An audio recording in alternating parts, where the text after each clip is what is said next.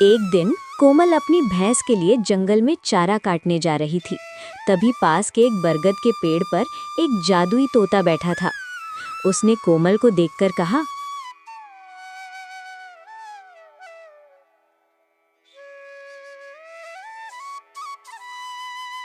वाह, ये औरत कितनी मेहनती है। मैं कई सालों से देख रहा हूँ। ये हर सुबह जंगल आती है और अपने भैंस के लिए ताज़ा चारा काट कर ले जाती है। लेकिन एक भैंस कितना ही दूध दे, उससे तो बस इनके घर की खीर ही बनती होगी। फिर ये बेचते क्या होंगे? मैं एक जादुई तोता हूँ, क्यों ना मैं गाय बनकर इनके घर चला जाऊं? मेरे दूध को बेचकर ये अपनी जिंदगी आराम से जी सकेंगे। हाँ, ये ठीक रहेगा। ये औरत बहुत दयालु और नेक दिल भी लगती है। इतना कहकर तोता पेड़ से उतरा और एक सुनहरी चमक के साथ एक खूबसूरत गाय में बदल गया।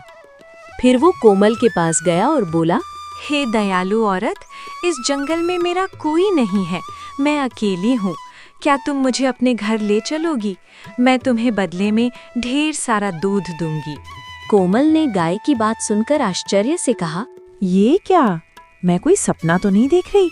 ये गाय तो बोल रही है। पहले तुम बताओ, तुम बोल कैसे रही हो? मैंने तो आज तक कोई गाय इंसानी आवाज में बोलते नहीं देखी। दरअसल मैं एक जादुई गाय हूँ, इसलिए मैं इंसानों की तरह बोल सकती हूँ और उनकी बातें समझ सकती हूँ। मैं कह रही थी, मुझे अपने घर ले चलो। तुम मुझे सुबह शाम हरा भरा चारा देना और मैं तुम्हें ढेर सारा दूध दूंगी। उस दूध को बेचकर तुम अपनी जिंदगी आराम से चला सकोगी। एक भैंस से तुम्हारा गुजारा तो हो नहीं रहा। कोमल ये सुनकर बहुत खुश हुई और बोली, अरे जादुई गाय, तुम सच कह रही हो। अगर ऐसा हुआ तो हमारी सारी मुश्किलें खत्म हो जाएंगी। ठीक है, तुम मेरे साथ चलो। कोमल गाय को लेकर घर की ओर चल पड़ी। थोड़ी देर बाद कोमल गाय के साथ घर पहुंची तो उसके पति रोहन ने आश्चर्य से पूछा, अरे कोमल, तुम तो भैंस के लिए चारा काटने गई थी, फिर ये गाय कहाँ से ले आई तुम? रोहन, मैंने इसे कहीं से पकड़ा नहीं, ये मुझे जंगल में मिली। इसे बस थोड़ा सा चारा देना है और ये बदले में ढेर सारा दूध देगी। एक भैंस से हमारा गुजारा नहीं हो रहा था, अब इस गाय का दूध बेचकर हम अच्छे से जी सकेंगे। कोमल, तुम सच कह रही हो। फिर तो तुमने बहुत अच्छा किया। हम आज से इस गाय का अच्छे से ध्यान रखेंगे। उस दिन से दोनों रोज जंगल से गाय के लिए हरा भरा चारा लाने लगे। दिन बीतते गए। कुछ समय बाद रोहन गांव के मुखिया के पास रोज दूध देने जाने लगा। एक दिन उसका पड़ोसी किशन ये सब देखकर सोचने लगा, अरे, इसके पास तो एक ही भैंस थी, फिर ये रोज बाल्टी भरकर दूध कहाँ से ला रहा है? एक भैंस इतना दूध कैसी दे सकती है? जरूर कोई रहस्य है, मुझे जल्दी पता लगाना होगा। किशन अपनी पत्नी सरला को ये बात बताने घर गया।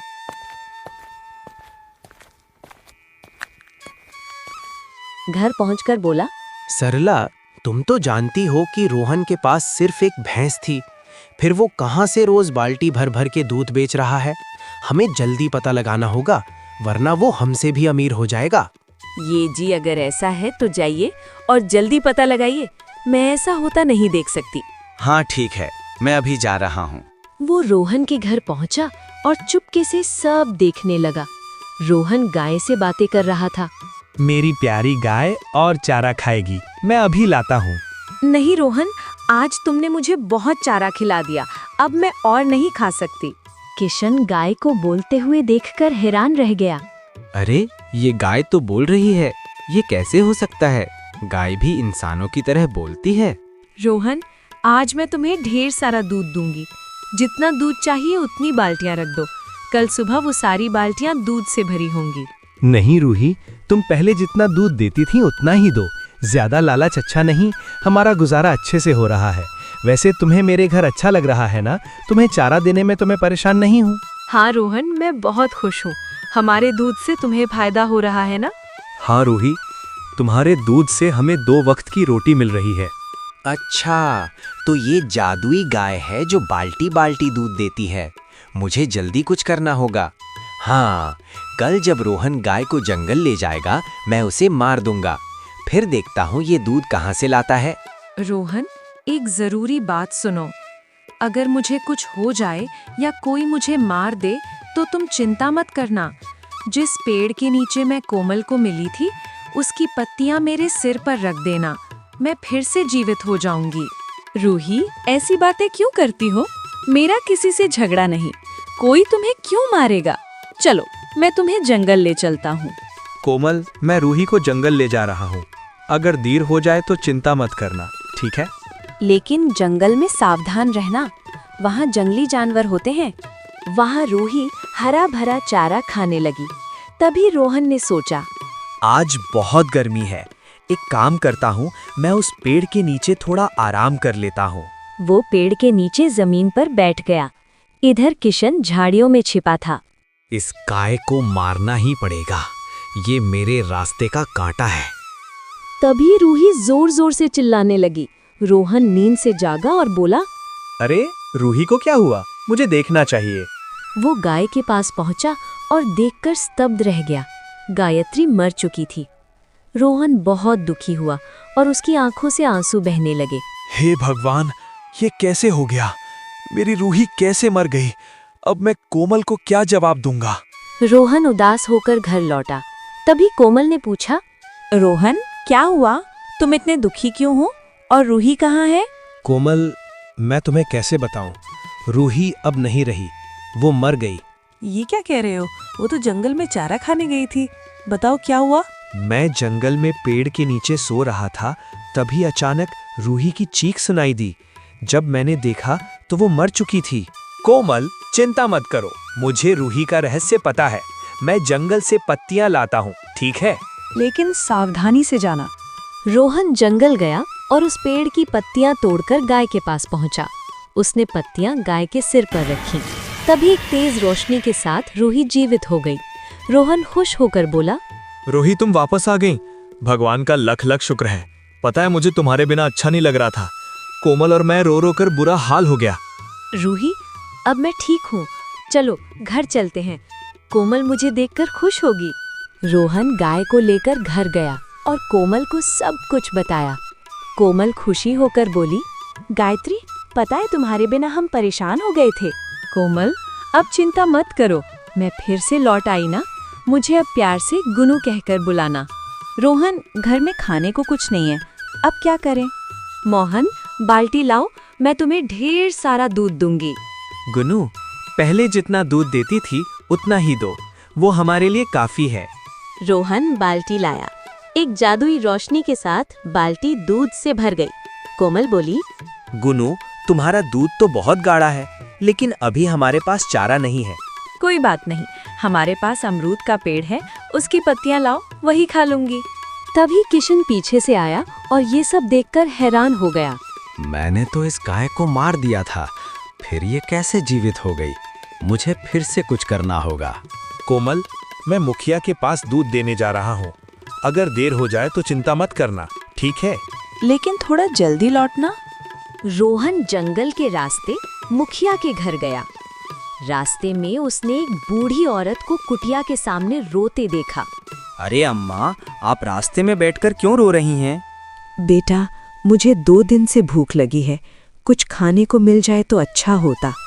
खाने के लिए कुछ तो नहीं है, लेकिन मेरे पास दूध है, आप इसे पी लो। बेटा, तुमने मेरी जान बचा ली। मेरे बेटे बहू मुझे छोड़कर चले गए। रोहन ने दूध का कुछ हिस्सा बूढ़ी माँ को दिया और बाकी लेकर मुखिया के पास गया। मुखिया जी, ये ताज़ा ताज़ा दूध लाया हूँ। रोहन, तुम कई दिन के बाद आया, कोई दिक्कत परेशानी थी क्या? हाँ मुखिया जी, मेरी गाय बीमार थी, लेकिन अब सब ठीक हो गया है। वो दूध देकर घर लौटा। कुछ दिन बीत गए। रोहन अब गरीबों की मदद करने लगा। किशन को ये देखकर बहुत जलन होने लगी। ये रोहन तो दूध बेचकर अमीर बनते जा रहा है, मुझे उसकी गाय को फिर से मारनी होगी। गांव में गुनों के जादुई होने की बात फैल गई। मुखिया को भी पता चला। वो रोहन के घर गया और बोला, रोहन, मैंने सुना है तुम्हारी गाय बहुत खास है, क्या मैं उसे एक बार देख सकता हूँ? हाँ हाँ मुखिया जी, क्यों नहीं, आइए दिखा देता हूँ। वह मुखिया जी को गौशाला ले गया।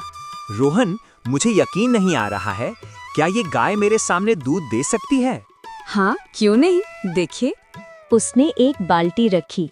और बोला, गुनू, मुखिया जी को अपनी शक्ति दिखाओ। एक सुनहरी रोशनी के साथ बाल्टी दूध से भर गई।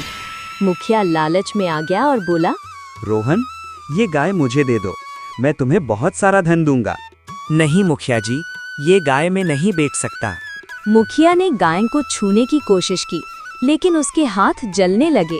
रोहन, ये मुखिया गरीबों को लूटता है। आज मैं इसे सबक सिखाऊंगी। मुझे माफ कर दो, मैं ये गाय नहीं लूंगा। मुखिया जी, आपने गरीबों की जमीन छीनी है, उन्हें वापस कर दीजिए और माफी मांगिए। मुखिया को अपनी गलती का एहसास हुआ। उसने सबकी जमीन लौटाई और गरीबों की मदद शुरू की। रोहन, अब मेरा काम यहाँ पूरा हुआ। तुम अब खुशहाल हो। मैं किसी और गरीब की मदद करने जाऊंगी। गुन्नू, तुमने हमारी जिंदगी बदल दी। ये एहसान जिंदगी भर नहीं भूलूंगी। गुनू चली गई और रोहन और कोमल खुशी खुशी रहने लगे।